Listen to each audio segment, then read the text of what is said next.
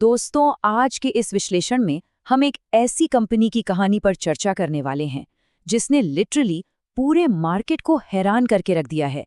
Company का नाम है अपार इंडस्ट्रीज। ये कोई आम फाइनेंशियल चार्ट का एनालिसिस नहीं है। ये एक ऐसी ग्लोबल कहानी है जो दुनिया के सप्लाई चेन्स और एनर्जी सेक्टर्स की पूरी तस्वीर बदल रही है। तो चलिए, बिना किसी देरी के सीधे इस मुद्दे पर आते हैं। Okay, let's dive into this. पिछले 3 सालों में 1100% का रिटर्न। आमतौर पर जब हम ऐसे मैसिव नंबर्स देखते हैं तो लगता है किसी नए ट्रेंडिंग टेक स्टार्टअप की बात हो रही होगी। लेकिन हैरानी की बात क्या है पता है? ये रिटर्न एक ऐसी कंपनी से आ रहा है जो बिल्कुल बेसिक जमीनी फिजिकल हार्डवेयर बनाती है। ये रातों रात बनने वाली सफलता नहीं है, ये एक ठोस रियल वर्ल्ड बिजनेस का नतीजा है। अब यहाँ सबसे बड़ा सवाल ये उठता है कि आखिर स्पेशलिटी केबल्स और कंडक्टर्स जैसे इतने अनग्लैमरस सेक्टर ने इतनी विशाल मल्टीफोल्ड ग्रोथ कैसे हासिल कर ली। आयरनी देखिए, जिस इंडस्ट्री को सदियों से धीमा और बोरिंग समझा जाता था, आज वही तेजी के सारे रिकॉर्ड्स तोड़ रही है। इसे समझने के लिए हमें इन तारों के पीछे बहने वाली उस असली ग्लोबल एनर्जी को समझना होगा। आइए सबसे पहले इस मल्टी बैगर फिनोमिनन के पीछे का राज खोलते हैं और देखते हैं कि ये रॉकेट शिप आखिर उड़ा कैसे। तो सबसे पहले ये क्लियर करते हैं कि अपार इंडस्ट्रीज आखिर बनाती क्या है। इनका मुख्य काम है पावर कंडक्टर्स, केबल्स और स्पेशलिटी ऑयल्स बनाना। सोचिए, ये वो बेसिक बिल्डिंग ब्लॉक्स हैं जो किसी भी देश के इलेक्ट्रिसिटी ग्रिड को जिंदा रखते हैं। नई बड़ी मशीनरी को चलाना हो या पूरे के पूरे शहरों को रोशन करना हो, ये प्रोडक्ट्स हमारी ग्लोबल इकोनॉमी की रगों में खून की तरह बहते हैं। इनके बिना आधुनिक इंफ्रास्ट्रक्चर की कल्पना करना बिल्कुल नामुमकिन है। जरा इस टाइमलाइन पर गौर कीजिए। 2020 में इस शेयर की कीमत लगभग 300 रुपए थी, सिर्फ 300। फिर आते हैं अप्रैल 2025 पर, जहां ये 20,000 करोड़ रुपए से ज्यादा मार्केट कैप के साथ स्मॉल कैप से आगे निकल गई और प्राइस था करीब 5500 रुपए। पर असली जादू तो उसके बाद हुआ। सिर्फ अगले 1 साल के अंदर अप्रैल 2026 में ये आंकड़ा सीधा 12,100 रुपए के पार चला गया।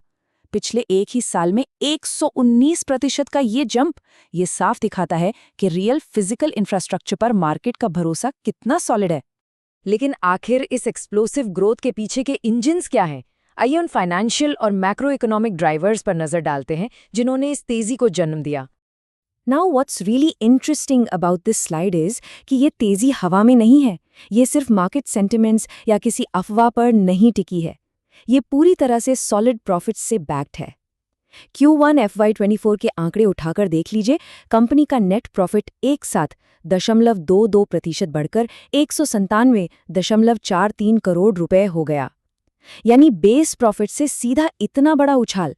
ये साफ दर्शाता है कि इस हाई वैल्यूएशन के पीछे एक बहुत ही असली और ठोस मुनाफा खड़ा है।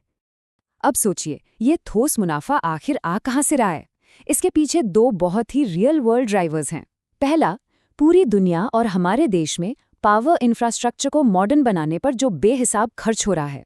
और दूसरा, पूरी दुनिया का रिन्यूएबल एनर्जी यानी नवीनीकरणीय ऊर्जा की तरफ तेजी से मुड़ना। इन नए सोलर पार्क्स और बड़े बड़े विंड टर्बाइन्स को ग्रिड से जोड़ने के लिए हाई क्वालिटी केबल्स की बेहद ज़रूरत है। और यही बढ़ती हुई मांग इस कंपनी की एक्सपोनेंशियल ग्रोथ का सबसे बड़ा इंजन है। अब थोड़ा जियोपॉलिटिकल एंगल को देखते हैं।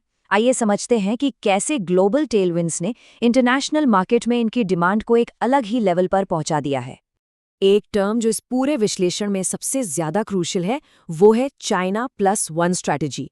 ये एक ऐसी अप्रोच है जहां बड़ी बड़ी मल्टीनेशनल कंपनीज अपने सप्लाई चेन का पूरा भार सिर्फ चाइना पर न रखकर ग्लोबल रिस्क कम करने के लिए उसे दूसरे देशों में भी फैला रही हैं। और इस बेहद बड़े मैक्रो इकोनॉमिक शिफ्ट का नतीजा क्या निकला? नए मैन्युफैक्चरिंग हब्स बन रहे हैं और इन नए हब्स को पावर देने के लिए अपार इंडस्ट्रीज जैसी कंपनीज की डिमांड बिल्कुल आसमान छूने लगी है। इस चाइना प्लस वन टेलविंड का पूरा असर हम साफ देख सकते हैं। कंपनी ने इंटरनेशनल मार्केट्स में अपनी एक बहुत ही तगड़ी पकड़ बना ली है। स्पेशलाइज्ड केबल्स और कंडक्टर्स बनाने में जो इनकी महारत है उसने इन्हें ग्लोबल स्टेज पर एक जबरदस्त कंपेटिटिव एज दिया है। और इसका नतीजा, इनके पास पहले से ही एक इतनी बड़ी ऑर्डर बुक मौजूद है जो आने वाले समय में काम और मुनाफा दोनों की पक्की गारंटी दे रही है। लेकिन ठहरिए, पिक्चर हमेशा इतनी परफेक्ट नहीं होती। आइए अब थोड़ा मार्केट टर्ब्यूलेंस और करेक्शंस की रियलिटी पर बात करते हैं। So the crucial point is कि हम लंबे समय के मोमेंटम और शॉर्ट टर्म उतार चढ़ाव के बीच का अंतर समझें। एक तरफ हमारे पास ऐसे एस्टिमेट्स हैं जो लॉन्ग टर्म में 2000% से ज्यादा की ग्रोथ दिखाते हैं, तो वहीं दूसरी तरफ ओकेजनली स्टॉक प्राइस में तेज गिरावट और पुलबैक्स भी आते हैं। क्योंकि देखिए, स्टॉक मार्केट की रेखा कभी भी सीधी ऊपर नहीं जाती है ना, उसमें हमेशा उतार चढ़ाव शामिल होते हैं। लेकिन ध्यान देने वाली बात यह है कि इन गिरावटों का मतलब ये बिल्कुल नहीं है कि बिजनेस खत्म हो रहा है।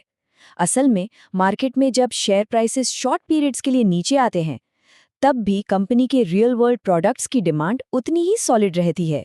अक्सर इस लगातार बढ़ती डिमांड के चलते इन शार्प करेक्शंस को ओवरऑल लॉन्ग टर्म विकास यात्रा में पोटेंशियल एंट्री पॉइंट्स की तरह देखा जाता है। फंडामेंटल्स इतने मजबूत हैं कि लंबा ट्रेंड ऊपर की तरफ ही इशारा करता है। तो चलिए अब इस पूरी कहानी को थोड़ा पीछे हटकर एक ब्रॉड पर्सपेक्टिव से देखते हैं और इस एक्सप्लेनेशन को समेटते हैं। एंड दिस ब्रिलियंटली इलस्ट्रेट्स कि जब दुनिया के फंडामेंटल्स बदलते हैं तो नतीजे आखिर कितने बड़े हो सकते हैं। हमने देखा कि कैसे एक छोटा सा निवेश आगे चलकर मैसिव वेल्थ में बदल गया। ये एक साफ उदाहरण है कि कैसे जिसे हम बोरिंग इंफ्रास्ट्रक्चर प्रोजेक्ट्स कहते हैं, वो आजकल नए और बजी टेक सेक्टर्स को रिटर्न्स के मामले में पीछे छोड़ रहे हैं। और ये बात भी बिल्कुल क्लियर है कि जियोपॉलिटिक्स का सीधा असर अब मार्केट कैपिटलाइजेशंस पर पड़ने लगा है। इस पूरे विश्लेषण के आखिर में एक बहुत ही गहरा सवाल हमारे सामने आता है। जैसे जैसे पूरी दुनिया रिन्यूएबल एनर्जी और आधुनिक एनर्जी ग्रिड्स की तरफ दुगनी तेजी से भाग रही है, तो इस मॉडर्न ग्रिड को पावर देने वाली इन हार्डवेयर कंपनीज का ट्रू लॉन्ग टर्म रनवे आखिर कहाँ तक जाएगा? क्योंकि इन केबल्स के जरिए सिर्फ बिजली नहीं बह रही, आने वाले कल की पूरी अर्थव्यवस्था इन पर टिकी है। ये एक ऐसी हकीकत है जिस पर हम सबको जरूर सोचना चाहिए।